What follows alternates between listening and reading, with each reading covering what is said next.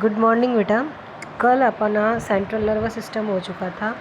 Nervous system को दो part में डिवाइड किया गया था, सेंट्रल नर्वस सिस्टम और peripheral nervous system. Central nervous system में अपन ने ब्रेन और स्पाइनल कोड पढ़ लिया था।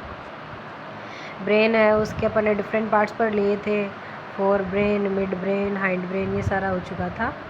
और स्पाइनल कोड है वो पढ़ लिया था, उसके फंक्शंस देख लिए थे। अब आज है अपना next peripheral nervous system.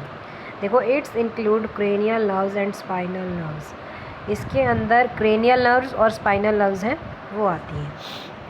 PNS has two division. PNS is peripheral nervous system की शॉर्ट फॉर्म है, पीएनएस भी बोल सकते हैं इसको शॉर्ट में।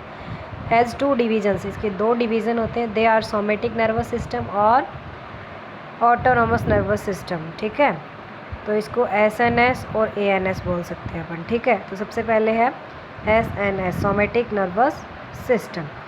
अब है सोमेटिक नर्वस सिस्टम क्या होता है? It release impulse from CNS to skeletal muscles.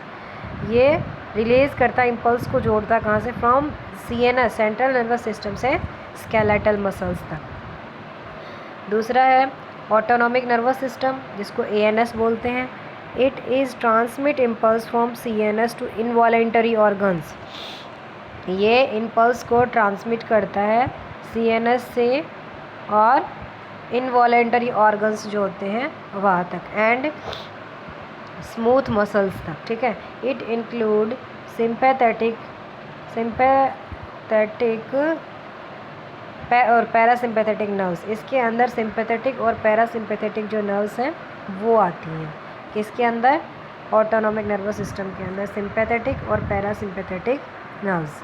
तो सिंपैथेटिक नर्व्स क्या होती है? देखो, sympathetic nerves neural system prepare body corp with emergencies.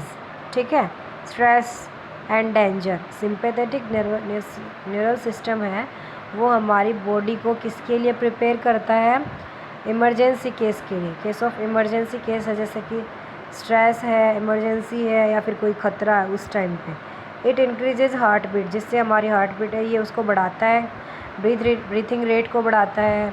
कॉन्स्ट्रिक्ट्स arteries and evaluate BP, मतलब आर्टरीज हैं उनके अंदर कॉन्स्ट्रिक्शन होगा, वो सिकुड़ेंगे, जिसकी वजह से बीपी है वो बढ़ेगा। तो ये इसकी वजह से होता है सारा सिंपैथेटिक नर्वस सिस्टम की वजह से। ये हमारी बॉडी को इमरजेंसी जो सिचुएशन होती है, कोई भी स्ट्रेसफुल होते हैं हम लोग या कोई डेंजर होता है, तो अचानक से हम लोगों की क्या हार्ट बीट बढ़ जाती है ना, ब्रीथिंग रेट है वो भी बढ़ जाती है, जिससे हमारी आर्टरीज होती है उनके अंदर कॉन्ट्रैक्शन होता है, जिससे बीपी है वो बढ़ता है। ठीक है, फिर है पैरासिम्पैथेटिक न्यूरल सिस्टम। ये क्या करता है? Parasympathetic system returns the body to a resting state. ये वापस से अपनी बॉडी को रेस्टिंग स्टेट में लाता है आफ्टर द स्ट्रेसफुल सिचुएशन। जो भी स्ट्रेसफुल सिचुएशन थी या फिर कोई भी जो खतरा था, उसके बाद में हमारी बॉडी को ये बिल्कुल से नॉर्मल पोजीशन में ले आता है, रेस्टिंग स्टेट में ले आता है। ठीक है, and slows down heartbeat है उसको स्लो करता है। डायलेट आर्टरीज है उनको लूज़ कर देता है। लोअर बीपी एट्सेट्रा, और बीपी है वो लो हो जाता है। ठीक है, सिंपैथेटिक और पैरासिम्पैथेटिक दोनों समझ में आ गए। उसके बाद है न्यूरॉन। न्यूरॉन आप पढ़ के आए बेटा 9th में भी, कुछ नया नहीं है। न्यूरॉन्स जो होते हैं, देखो, neuron is the structural functional unit of the neural system. Neuron जो होते हैं ये न्यूरल सिस्टम के स्ट्रक्चरल और फंक्शनल यूनिट होती है। It is composed by of cell body, axon and dendrites. ये सेल बॉडी, एक्सॉन और डेंड्राइट्स के बने होते हैं।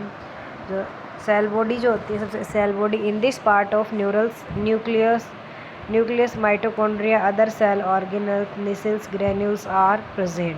देखो, न्यूरॉन वाला डायग्राम वही है, देखो मैं बना के बताती हूँ, आपको आता ही होगा सभी को। ठीक है, ये वाला डायग्राम है आपका, ये सेल बॉडी या साइटोन है। ठीक है, ये नीचे एक्सॉन है ना, ये एक्सॉन है ना, इसके ऊपर ये माइलिन शीथ है, ये वो वाला डायग्राम है। ठीक है ना, ये डेंड्राइट्स या डेंड्रोन होते हैं, यही वाला तो डायग्राम है ना न्यूरॉन वाला। ठीक है, देखो, इन this part of neuron nucleus mitochondria ये सारे सेल ऑर्गेनल्स होते हैं, निसेल्स ग्रेन्यूल्स ये प्रेजेंट होते हैं। दिस पार्ट कंटेन साइटोप्लाज्म, इस पार्ट के अंदर क्या होता है? Cytoplasm. It is responsible for growth of cell, ये सेल की ग्रोथ के लिए रिस्पॉन्सिबल होते हैं। डेंड्राइट्स या dendron, they are short fibre like structure, ये अभी मैंने बताया था ना आपको, डेंड्राइट्स कौन से, तो शॉर्ट फाइबर लाइक स्ट्रक्चर होती है, प्रेजेंट ऑन साइटोन, जो साइटोन पे प्रेजेंट होती है। Their branches are known as dendrites, और इनकी ब्रांचेज उनको डेंड्राइट्स बोलते हैं। They transfer impulse towards the cyton, और ये जो इम्पल्स होती हैं उनको साइटोन की तरफ भेजते हैं। Nissl's granules are also present in dendrite, Nissl's granules होते हैं वो भी प्रेजेंट होते हैं डेंड्राइट्स पे। डेंड्राइट्स देखो ये होते हैं जैसे,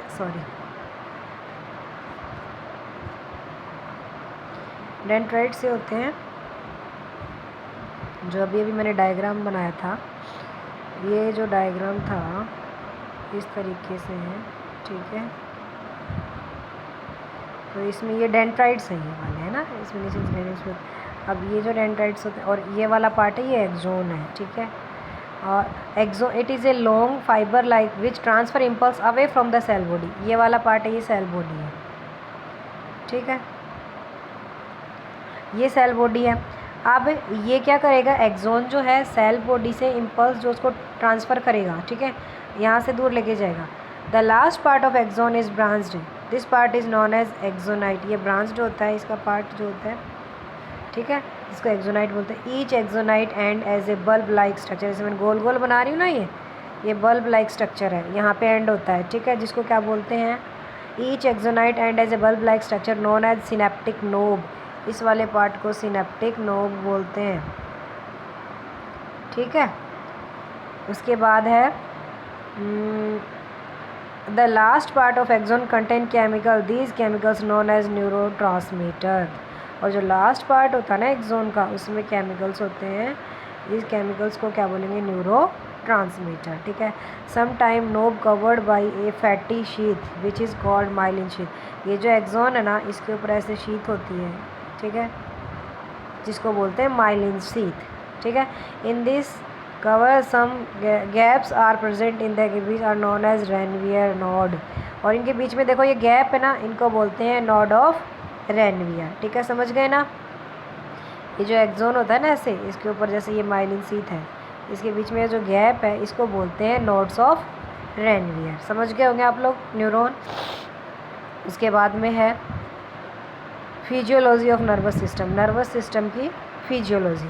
nervous system receive stimulus through sensory organ, nervous system जो है वो स्टिमुलस है उसको रिसीव करता है किसके थ्रू, सेंसरी ऑर्गन के थ्रू, ठीक है। लाइक जैसे हमारे सेंसरी ऑर्गन में सेंसेस कौन कौन से होते हैं, 5 सेंसेस होते हैं, eyes, ear, tongue, nose, skin, ठीक है ना। तो इन सेंसेस के थ्रू नर्वस सिस्टम में वो स्टिमुलस है उसको रिसीव करता है। These stimulus reaches to brain और स्पाइनल कॉर्ड, ये स्टिमुलस ब्रेन और स्पाइनल कॉर्ड तक पहुँचते हैं, किसके थ्रू, थ्रू सेंसरी नर्व्स। फिर ब्रेन और spinal cord indicate the stimulus, हमारा जो ब्रेन है या जो स्पाइनल कॉर्ड है वो इंडिकेट करता है स्टिमुलस को, इंडिकेट मतलब पहचानता है, and generate indicate the stimulus and generate, उसको जनरेट करेगा, एंड ऑर्डर ऑफ एक्शन, और जो एक्शन लेना उसके लिए ऑर्डर करेगा। This order transmitted to the required organ, और ये जो ऑर्डर है ये हमारा जो रिक्वायर्ड ऑर्गन है, जिस ऑर्गन को ज़रूरत है वहाँ पर तक ट्रांसमिट किया जाएगा, किसके थ्रू, थ्रू मोटर नर्व्स, ठीक है। Due to this required organ gave response for the action, और ये जो ऑर्गन है ये रेस्पॉन्स फॉर द एक्शन, ये जो भी एक्शन लेना है उसके लिए रेस्पॉन्स देगा। जैसे बेटा अपन लोग चल रहे हैं, अपने पाँव में कांटा चुभ जाता है या कोई कील चुभ जाती है, तो वहाँ से सेंसरी जो नर्व्स हैं वो इम्पल्स लेकर के जाएंगे ब्रेन के पास में, ब्रेन उनको या फिर स्पाइनल कॉर्ड के थ्रू ब्रेन तक जाती है, फिर ब्रेन डिसीजन देता है कि पाँव को हटाना है, ठीक है। तो वापस वो मोटर नर्व्स के थ्रू इन्फॉर्मेशन सेंड करेगा कहाँ, इफेक्टेड जो ऑर्गन है, जो रिक्वायर्ड ऑर्गन है वहाँ पे, और जस्ट अपन अपना पाँव है वो उठा लेते हैं। देखो ये वाला काम कितनी जल्दी हो जाता है, ठीक है। The message of stimulus order is move through the nerve cell in the form of electrical impulse, और ये जो मैसेज है स्टिमुलस जो ऑर्डर है ये नर्व सेल के थ्रू मूव होता है, किसकी फॉर्म में, इलेक्ट्रिकल इम्पल्स। बिल्कुल जैसे बेटा लाइट फ्लो होती है ना, कितनी फास्ट आती है, उसी तरीके से इलेक्ट्रिकल इम्पल्स है उसकी तरह ये मैसेज है वो ट्रांसमिट होता है। ठीक है, तो हमारा नर्वस सिस्टम है वो कंप्लीट हो चुका है। आज के लिए इतना ही, और कल अपन पढ़ेंगे एंडोक्राइन सिस्टम। ठीक है, समझ में आ रहा है ना बेटा? नहीं आ रहा हो तो जो प्रॉब्लम हो वो आप लोग पूछ सकते हो। ठीक है, और पढ़ाई करनी है रेगुलर, नोट्स बनाते रहना आपने। Okay, thank you.